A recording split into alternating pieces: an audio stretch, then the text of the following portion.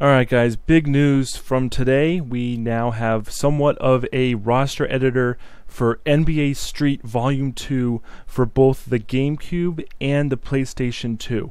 Now what this means is that we can customize the roster in the game and play the game either on a PS2 or a GameCube that can run such things, or the emulators Dolphin or PCSX2 on the computer. Now which one is going to be better off to use for an HD remake, we don't know, but at least now we can update the rosters. First I'm going to show you how we update the rosters, and then I'm going to show you how we can do stuff with the GameCube version of the game. So in the download below, in the link below, you get these two profiles, and what these profiles go to are Hex on Steroids, which was made by a great community member at the NLSC.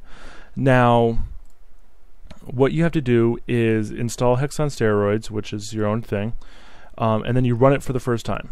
So run Hex on Steroids and then you can close it out. You have to run it first so that it creates this folder in your My Documents folder. In My Documents you see Hex on Steroids and then Profiles. First thing you need to do is create a new folder in here, and we'll call it Street Volume 2. In this folder you put in these two files that you downloaded. So move them right over here, and one that I do not have uploaded yet but I will soon is a Teams one for the GameCube. I gotta bring it over to the PS2 first. So go ahead and load up Hex on Steroids again. Go to Profiles, Profile List, Street Volume 2, and let's load up Street Volume 2 GameCube. Then we go to File, Open, and let's say this is the disc for the GameCube version or the PS2 version, depending on which profile you chose. Go to Database, and we want to open up the XDB Player ADF file. Give it a second, and here it is. So as you can see at the top, I have custom named this profile to recognize which player is which. Well, it doesn't recognize it, it's just, by default these are the players. And then we have information like the player ID here. This is the height in inches, which is also reflected here, and then the weight in pounds, These are all ratings right here. We don't know which one's which is just yet. This stuff right here controls which name goes to which player. So if I take Tyson Chandler's right here and 197.206 and I replace it with Paul Pierce in the game will be at least shown up as Tyson Chandler for his text, which that will let us do more editing stuff later. The rest of these values we don't know much about, so we're still in a kind of a research phase. We do know that right here, this row right here, are numbers. So we're just kind of piecemealing it together, but this is how you open it. You can make whatever edits you want just by clicking in cells. You can copy this out to Excel if you want to, or OpenOffice. When you're done, you go to Save, click the file you wanted to save it as, save, done. That's it. Now, profile list, teams. Same thing. Go ahead and open it up. This time we want to go to the XDB team file. This, again, I have it labeled as which team is which. And these bottom 5 values here are the 5 players that are on each team. So ID 5, 6, 7, 8, 9. These are the Boston players. Now, interestingly enough, the ID, if you change it in the players quote-unquote file, it doesn't affect this at all. It's kind of like the team ID in 2K13, I guess. But here, if you change this ID, no matter what the team ID is over in the other file, this will actually change the players on the team. So you can trade Paul Pierce with Sharif Abdul-Rahim and anyone else you want to. So that is the amazingness that is just this part. Now I'm going to show you how to get to these files. Oh, and these up here are for the names. So if we want to change the names of teams and stuff. Actually, I'll go over that first. So similarly to, let's just go right into my file here. And we can right click the team one and hex edit. Now similarly to the bank of names editing in NBA 2K, you have to preserve the file size. Well, actually you don't. You don't have to preserve the file size, but if you change the file size, you have to change all those references at the top that I showed you in Hex on Steroids for the rest of these things that go down. So if you shift, so if you rename, you know, the Supersonics, if I can click, to the Thunder. I still have overwrite on. Whoops.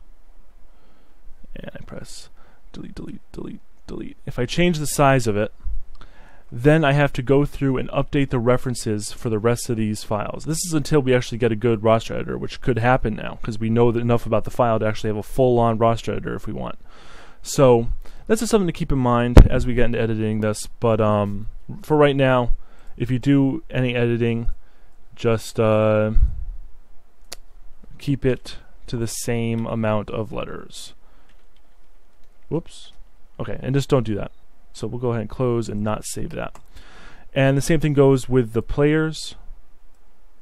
We just can't change the sizes of them. We can, but you know, like I said, we have to redo all of the files. So just leave it be right now, and we'll get to it.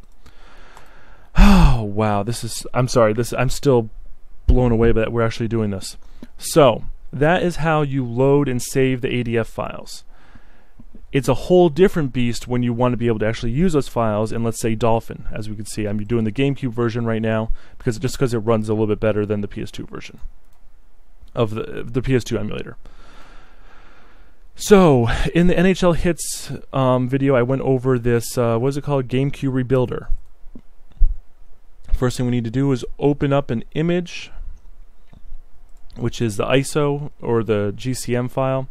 You open it up, you do the export thing. I have the link in the description to that Hits video, which goes over that in more detail. It creates this root file, which has all the information that is on the disk, but in file format.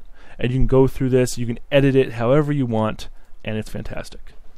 When you're done editing everything, you go to Root, Open, find the file, Computer I, Dolphin, Street Volume 2, and you click the root folder. Go ahead and press OK. Fantastic, there it all is. We're going to save this as a new ISO file. We'll call it video because that's what I'm doing.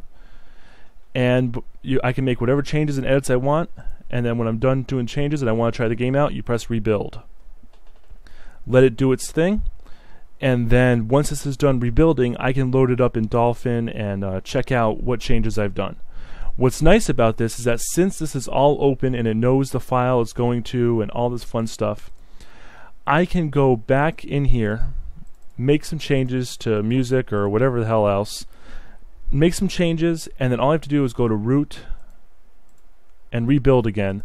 And if I let it rebuild another time, it'll update the ISO file, and then again I go from the ISO file right to the Dolphin and load it up again and try it out. And I mean, it actually works pretty damn good. So it's complicated, it's early, it's advanced, you know, stuff, but we actually have some kind of tool to reasonably look at rosters, which is amazing, and it can only get better from here. So that is the basic ins and outs of it. I am just going to load it up again and just smile because I still can't believe that we have this kind of access to my favorite basketball game. Oh, this is going to be beautiful. So if you're interested in helping out the project, there are links in the description below. Feel free to comment, and hopefully this leads to really big things with NBA Street Volume 2 being emulated on the PC. So I guess I will see you guys in the next video. Bye.